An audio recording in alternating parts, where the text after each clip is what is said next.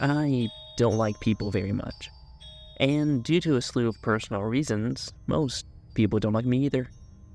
To punctuate exactly how much I don't like being around others, I just recently purchased a house, so completely out of the way that my nearest neighbor is at least a mile and a half from me.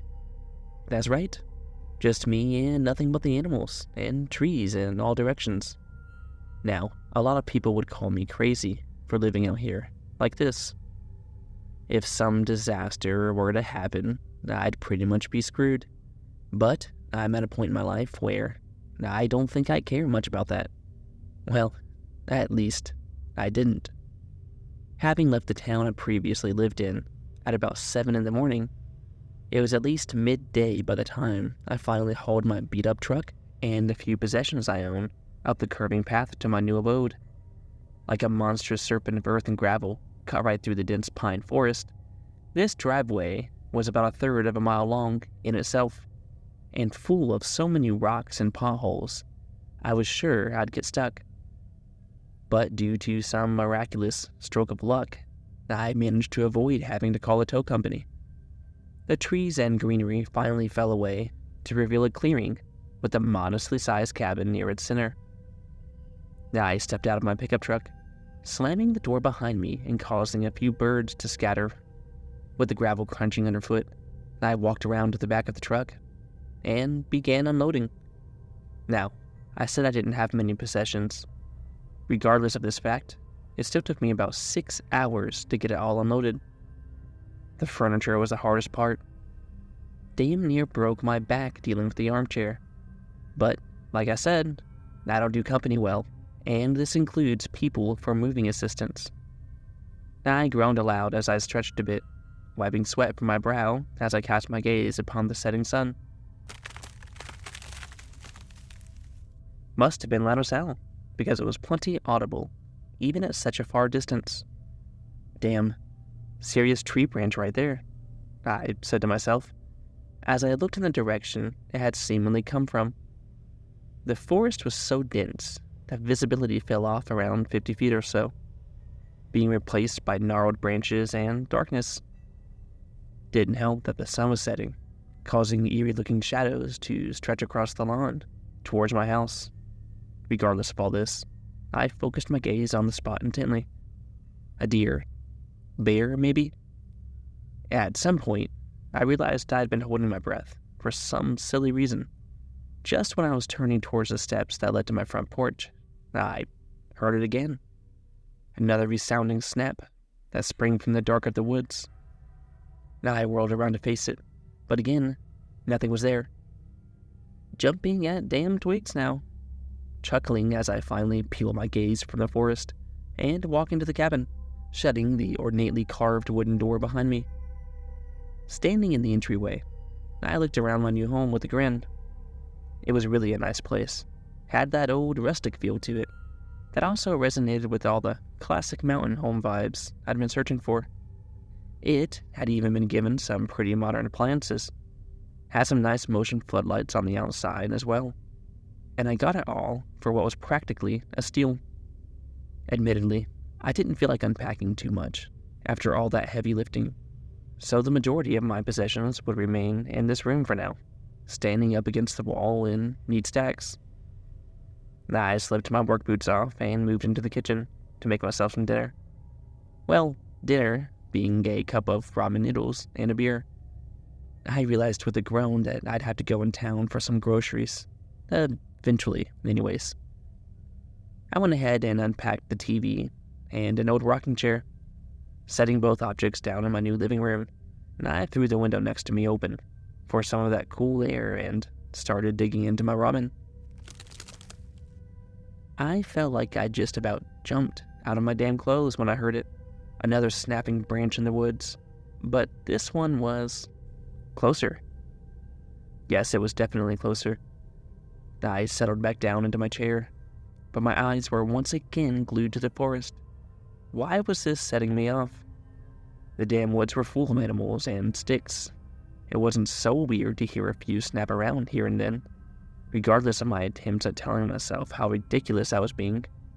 I still gazed out the window. It was darker out there now, so I was even less likely to see anything.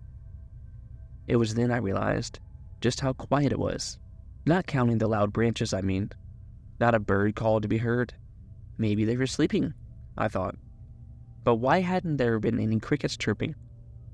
I'd started to feel a headache build up in the back of my skull, sweat on my brow, despite the cool air blowing in through the window. Okay, enough of that then, I said aloud as I get up from my chair with a grunt, promptly shutting and latching the window. I'd started to wish that I had brought curtains with me. Figured I wouldn't need any this far away from anyone else. But now I felt exposed, vulnerable even, but the old .22 rifle I'd brought up here with me did provide a bit of comfort. I started back on my meal that had begun to cool. Guess I'd been looking out that window for longer than I thought. Sometime later, I cleaned up and had gone down the hall to my bedroom. It was about 10 o'clock p.m. now, and a glance out the window had showed an ocean of blackness. It was one of those moonless, starless nights that made you feel like you were out in space. By now, my headache had grown considerably, and I felt like I'd needed the help of my medicine to get any meaningful sleep. Yeah, the meds are related to my issues regarding other people. Gulping a sleeping pill, I climbed on into the bed this cabin had also come with. The mattress was, surprisingly, a lot more comfortable than I thought it'd be. Wouldn't be too long before I'd drift off into another one of those dreamless sleeps I was so used to these days. Not long yet. Up I sat, looking around left and right. But what greeted me wasn't the cozy walls of my bedroom. In all directions stretched nothing but dark, silent woods. If it hadn't been for the lantern, I wouldn't be able to see anything. Where'd this lantern even come from? Stabbing through the nothingness like a knife. Was that damn noise again? I didn't know what to do. Panic had begun to grip me inside, like I was choking on freezing water. I had to get out of here. I had to run. I began my frenzied dash through the forest. Branches reached out from all sides, like skinny, clawed hands, ripping at my clothes and skin. But I couldn't even begin to care about my physical state at the time. I knew I just had to get out of there. Behind me, another one of those god-awful snapping sounds chased me from the dark as it drew closer. Damn it, what was it? My head felt like it was going to burst. I was absolutely covered in scrapes and cuts. I almost fell and split my skull open on a rock I didn't even see. But I caught myself at the last moment. Another crack behind me. The noises were increasing in frequency and volume, I realized. It was getting closer. Tears stung my eyes as I cried out into the darkness, as if this would stave off the futility of my situation. But just when I thought all hope was lost, I broke free from the woods and into a familiar clearing. Yes, I yelled. I'd made it home. I'd just have to get inside. Just have to. What I see in the clearing isn't my house. With the dim light my lantern provides, I see a tree. A massive tree. The trunk stretches high into the sky, and its many leafless branches look like the arms of some sort of colossal, upside-down insect, its twisted legs attempting to pluck the very moon from the sky. Now I'm transfixed by the sight, absolutely dumbfounded. Snap. The horrible sound from mere feet behind me had pulled my mind back into the focus, but I know it's pointless to run now. I stand there, rooted to the ground, just like the tree before me. I didn't want to see what it was, like the mere sight of it will cause me harm. I refused to turn around. I just wanted it to be over with. Clenching my hands into fists, I shut my eyes tightly, waiting for the white-hot pain of an early death to tear through me. Then I woke up. Drenched in sweat, I opened my eyes to see the ceiling in my room. Damn, I'd said with a croak, as I practically threw the sheets off me, rolling out of bed. I staggered into the kitchen to pour myself a glass of ice water. It felt so good, soothing my raw vocal cords. Had I been screaming in my sleep? Those meds were supposed to keep that from happening, I thought as I rubbed my hand down my face. And why did that dream feel so real. That tree, I felt like I'd seen it before. It finally dawned on me after a few minutes of silent contemplation. I turned towards the back door, opening it after more hesitance than I probably needed. The backyard was expansive, surrounded by woods on all sides, except the one facing my house. A few small trees dotted the lawn here and there, but smack dab at its center was a gigantic tree stump. The thing had to be at least 10 or 11 feet wide by my count. Apparently, most of the wood that made up my cabin had actually come from this thing. I walked across the lawn, letting the cool morning air soothe my still very warm body, until I stopped a few feet away from the stump. Looking down at it, well, this stump was certainly a lot more dead than the tree in my nightmare, but the width of it seemed spot on. Having such a god-awful dream on the first night in my dream home seemed par for the course with my luck. I turned and trudged my way back inside, but not before taking one last look at the woods towards the very back of my yard. It was midday after an uneventful morning passed, and I decided that maybe I would just bite the bullet and head into town for those groceries. And curtains, I grimly reminded myself. The whole way there, I just kept looking into the woods on either side of my path, and when I rolled over a branch, the snapping noise it caused damn near made me swerve off the road. Those damn woods. I took a breath to calm myself. Just a dream. You'll love it here, I said. The drive took about 40 minutes or so, but I could probably cut the time down after I removed those rocks and fill in the potholes. The transition from dirt to gravel into pavement marked my arrival into the small pocket of civilization that was the town. Toward the center was a small shopping center that pretty much held all the business here. I found myself a parking spot and went inside. I walked through the sliding doors of the grocery store, past the only employees stationed at the checkout area. Looked like an older woman, her hair tied up in a messy gray bun. She had thick glasses that really gave her an elderly librarian sort of look. I hoped to God she wasn't chatty. After about 20 minutes of walking around, I'd amassed a fairly decent haul of items. I figured it was time to check out, so I turned and started heading down the somewhat claustrophobic aisle, when a snapping sound from behind caused me to come to a dead stop. Here, there's no way. Just no way. I whipped my head around so fast it could have broken my neck. But to my intense relief, I just see another employee. He was using a box cutter to break plastic straps that held a box closed. I stared for a moment before a laugh slipped its way out involuntarily, causing the guy to look at me with great confusion. Realizing I probably looked crazy for doing so, I promptly turned and walked the rest of the way to the front. The elderly woman behind the checkout counter offered me a smile, and I did the best to return the gesture, but it just felt awkward and forced, as usual. Haven't seen your face before. Are you new in town? She asked me. Inwardly, I groaned. Yep, there's the question. I attempted to answer her as cheerfully as I could muster. Yeah, just moved in yesterday, actually. She nodded as she continues to scan my items. I wish she'd scanned them faster. She spoke up again. I can always tell. I got an eye for faces. Whereabouts you located anyways? I blinked a few times. I moved into the place up the dirt road, the new cabin. I said before my brain knew what it was doing. Why did I say that? Could have just made something up. Well, she's just an old lady anyways, I figured. I broke out of my train of thought when I realized she'd fixed me with a strange expression, her prior demeanor having melted away. She would then wordlessly hand me my last bag, and I took it from her, confused. Had I offended her somehow? Typical.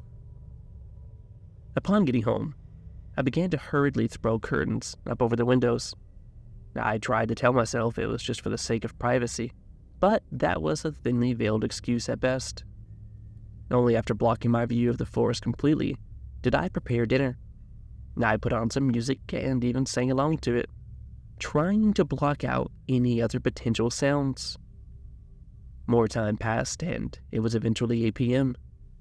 The sun was well into setting. I could see only a faint bit of light slipping from between the curtains. I sat down into my armchair that I'd unpacked a few hours ago, sighing and watching some of that mind-numbing TV. At some point, I guess I'd slipped into an unwanted nap, because the next thing I knew, I'm jolted awake, once again, by the TV I'd left on, I'd so conveniently decided. Looking at my watch, I saw it was 12 a.m. Great, I'd ruined my sleep schedule with a 4-hour nap. With a groan, I rose from my chair and fumbled my way down the darkened hallway to my room. I'd figured that after last night, I should try 2 pills instead of 1 this time. This way, I'll be out like a light for sure. I'd taken both, slipping into bed and rolling onto my side to see my now curtained window through the gloomy darkness of my room. 20 minutes pass, and I'm really starting to feel those pills taking effect. A familiar fuzzy feeling in my brain was settling, and I was...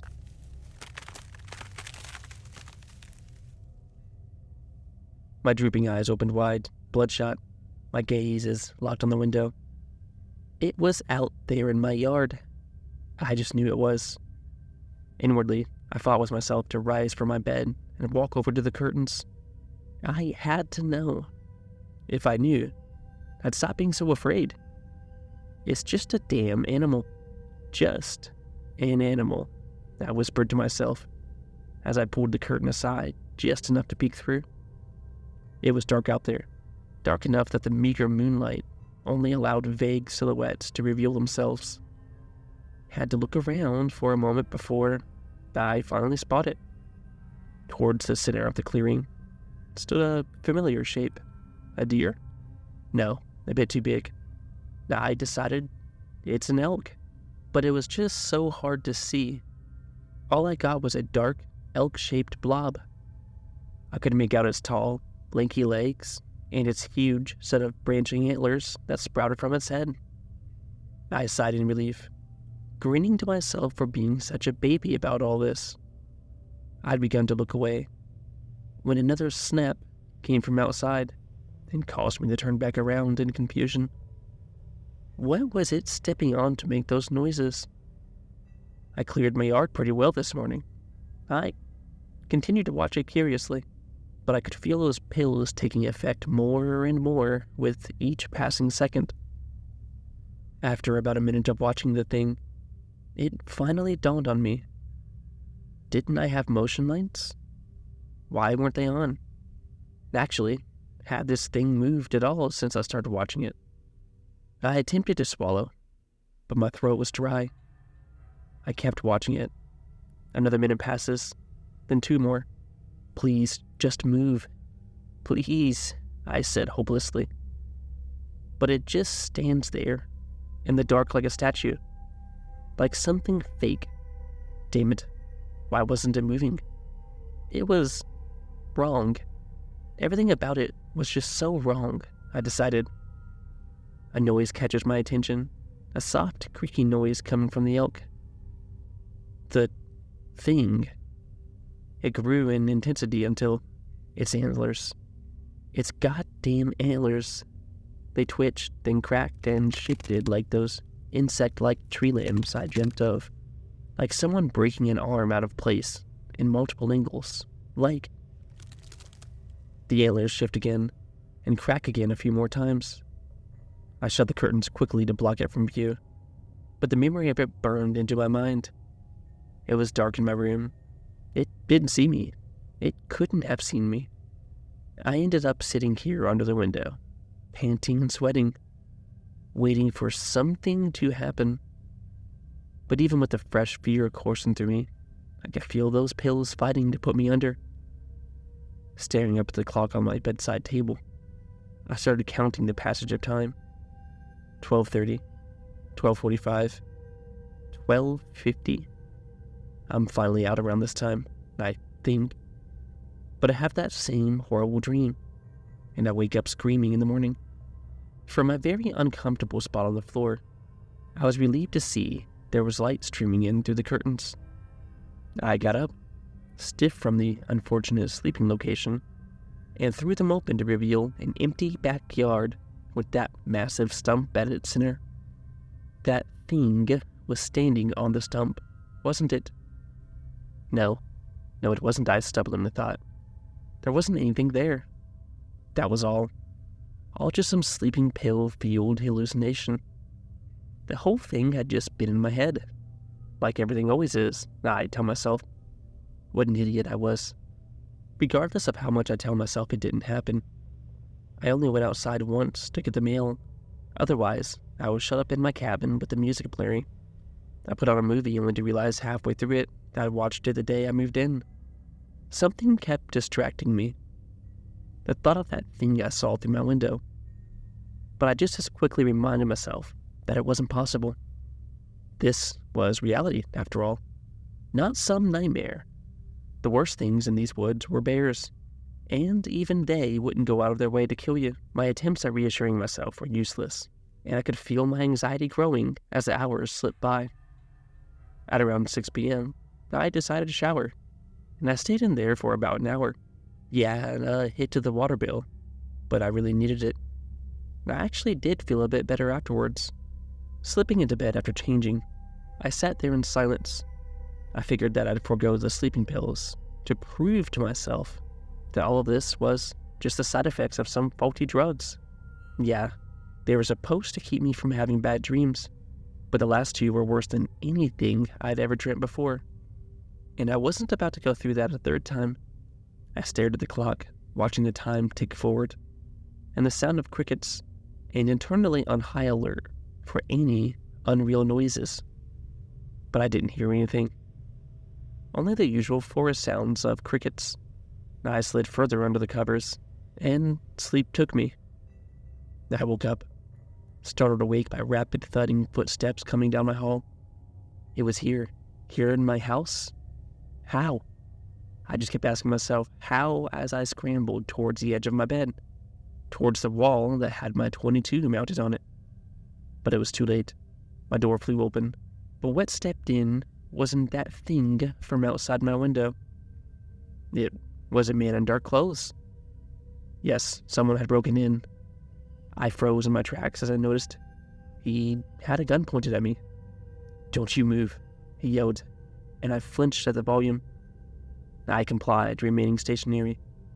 Look, I don't have much to steal," I tried to say, but I'm cut off by another scream from the intruder. "Shut up, or I'll shoot. Come here." He gestured to me with the weapon, and I reluctantly did as he commanded, walking towards the open door. Why was my luck so bad? I get over these nightmares just to be confronted with a very real situation like this. He'd forced me out ahead of him, into the adjacent living room down the hall. "Stand right here," he said, and I did so. I stood there silently for almost 15 seconds. What was this? What was he thinking about doing to me? A sharp blow at the back of my head with his gun answered that question. I fell to the floor, hitting my head again on its cool surface. The whole world just started spinning. "Had my eyes on the place for a few days," he told me, walking around my crumpled form. I could feel a warm trail running down the back of my head where he'd hit me. "You should really start locking your doors. Damn it, I'd been so scatterbrained yesterday I forgot even that much. This guy really had taunted me about it too. Asshole. Couldn't he just steal all my stuff and get over with it?" He had been about to hit me again when it happened. That noise. It came suddenly and loudly. Even in my dazed state, I could feel the fear bubbling up. My attacker apparently heard it too, which meant it was real. It had always been real. "What was that?" he asked aloud, looking down at me. "You got someone living with you here?" I shook my head as best as I could, but another snap came from outside and drew his attention. He angrily marched his way down the hall, wood creaking under his shoes as he barged out through the back door and into the darkness. "Hey, don't move or I'll shoot your..." The motion sensor lights snapped on like they were designed to do. They hadn't been wrongly installed or faulty, of course. The only wrong thing in this situation was that thing that was outside. From my angle on the floor, I couldn't see the man anymore, just the illumination cast into the room by those bright lights outside. I heard the dumbfounded confusion in the man's voice, his absolute lack of understanding at what he, no doubt, saw standing in the middle of my yard. What the... A cacophony of rolling snaps followed. Then, the screaming began. First in terror. Sheer, unadulterated terror. I heard him running back to the house, screaming the whole way. The snapping and cracking was maddening, like whatever that was out there was excited to see the pitiful man. A shark-smelling blood is what came to mind at the time. His screams shifted almost instantly, those of agony, and he began to beg for his life. The sound of his voice was being rapidly moved from place to place outside, as if he were being thrown about by some great force. I struggled with all my might to get to my feet, and finally did so. Moving towards the open back door, I had to fight against all my instincts that were telling me to flee right then and there. As I reached the door, I shut my eyes. I didn't want to see it. I thought I did before. But now I knew without a doubt in my mind, I absolutely must not see it. A few warm droplets splashed across my face, right before I slammed the door shut, locking it. Cracking, like someone bending a bundle of twigs until they all broke in the middle, followed. I turned and frantically sprinted to my front door, the door that the would-be robber had probably come through. Finding it unlocked told me that this hunch was true, and I promptly locked that door as well, turning again to my back door. I now only realized that the scream from outside still hadn't stopped. It had only grown more intense. I could hear the vague words and phrases. His pleading had devolved into what sounded borderline deranged. He apologized over and over to his dad, his mom, others I could only assume he knew. At one point, his screaming turned into a hideous laughter, only to return to screaming minutes later. Even when the blood filled his lungs, even when his vocal cords were shredded, he kept screaming. Why wasn't he dead? How wasn't he dead? I felt absolute sorrow for this man, and he'd beat me over the head and tried to rob me only minutes earlier. The snapping that followed was like someone breaking every bone in their body. How can I most accurately describe the sound he made? Maybe like a guy who'd fallen into a wood chipper, feet first, but if his death was played out in slow motion. The man outside my house screamed like this for an hour and a half. I know this for a fact, because all I could do the whole time was stare across the room at the clock on the wall. What else could I have done besides sit and listen? The snapping noises of the thing outside and what I assumed were the man's bones being broken just blended together. Finally, mercifully, the screaming tapered off into a pitiful, gurgling whine, and then silence. I just kept sitting there, not moving, not even to get up and clean my own head wound. I sat until the sun had long since risen, and when I finally got up, I felt like my body was made of jelly. I walked into the bathroom, looking into the mirror. What had felt like warm rain on my face when I'd been at the door earlier was made out to be speckles of blood that had long since dried. After frantically cleaning it off, I left the room, then looked to the back door. Everything was in slow motion. This couldn't have been real. I finally pushed the door open, after what felt like years had come and went. It had all been real, of course. What I saw I'll never forget. All the drugs in the world won't dull the scene. Strewn about my yard was the man. Yes, I'm sure it was him. All over the place the grass was stained red, and looking to the side of my house, revealed it was painted a similar color. There was meat everywhere, organs and fractured bones stabbing vertically into the earth. But the bones were so white, so clean, and looking to the side of my house, revealed it was painted a similar color. There was meat everywhere, organs and fractured bones stabbing vertically into the earth. But the bones were so white, so clean, I doubled over and puked up the remnants of last night's dinner. Warm bile and snot coated my mouth and nose, and left me choking for breath as I sputtered. Raising my head again, I noticed something else in the middle of the carnage. The tree stump had grown into a tree again. It was alive again, significantly shorter than the one in my dreams, but still definitely a tree. Across the front of the broad dark trunk, facing my house, lay his skin. It had been so intricately removed from his body that I could practically see the expression of frozen agony on its stretched face. The day went by in a blur, and it's almost night again. I don't know what to do. I can't call the police about this. What do I tell them? That someone broke into my house and then what? They carefully disassembled themselves and posed their body parts in my backyard? My track record isn't the best to begin with. I decided it was best to just clean it up, to hide it all and pretend it never happened. It's hard getting several meters worth of guts out of a tree, especially when you stop to puke every 5 minutes. I'll need to buy a power washer for the walls. But I realized something else while I was out there cleaning him off my lawn. And this horrible thought only solidified into truth when I heard the increasingly close snapping of branches out in the woods. That tree doesn't look like it's finished growing yet.